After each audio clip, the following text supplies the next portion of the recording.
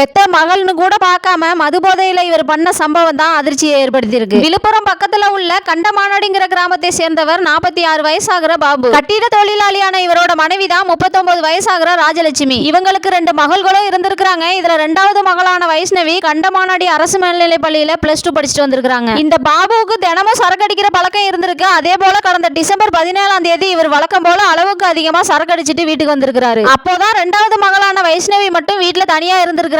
வைஷ்ணவி கிட்ட சாப்பாடு போட்டு கூடுன்னு சொல்லி இந்த பாபு கேட்டிருக்காரு. அதுக்கு அந்த பொண்ணு சாப்பாடு இன்னும் செய்யலன்னு சொல்லிருக்கு. இதனால மது போதையில இருந்த பாபு கோவமாயி இன்னும் சாப்பாடு செய்யலையான்னு கேட்டு தன்னோட மகள்னு கூட பார்க்காம அந்த பொண்ணை அடிச்சு கடுமையா தாக்கியிருக்கிறாரு. வழி தாங்க முடியாம கத்துன வைஷ்ணவியோட சத்தத்தை கேட்டு அக்கம் பக்கத்துல உள்ளவங்க ஓடி வந்து வைஷ்ணவியை மீட்டிருக்காங்க. படுகாயம் அடைஞ்சு உயிருக்கு போராடிக்கிட்டு இருந்த வைஷ்ணவியை விழுப்புரம் அரசு மருத்துவக் கல்லூரி மருத்துவமனையில சிகிச்சைக்காக சேர்த்திருக்காங்க. இந்த சம்பவத்தை பார்த்து அதிர்ச்சியான பாபுவோட மனைவி ராஜலட்சுமி போலீஸ் ஸ்டேஷன்ல கம்ப்ளைண்ட் பண்ணியிருந்திருக்காங்க. போலீசாரும் அவரை அரெஸ்ட் பண்ணி வேடப்பட்ட கிளை சிறையில அடைச்சிருந்திருக்காங்க. ஆபத்தான நிலையில 26 நாளா ஹாஸ்பிட்டல்ல தீவிர சிகிச்சை பெற்று வந்த இந்த வைஷ்ணவி நேத்து காலையில சிகிச்சை பலனின்றி பரிதாபமா இறந்து போயிருக்காங்க. பெத்த மகள்னு கூட பார்க்காம இப்படி ஒரு சம்பவத்தை பண்ண இவரோட வழக்கு இப்ப கொலை வழக்கா மாத்தப்பட்டிருக்கு.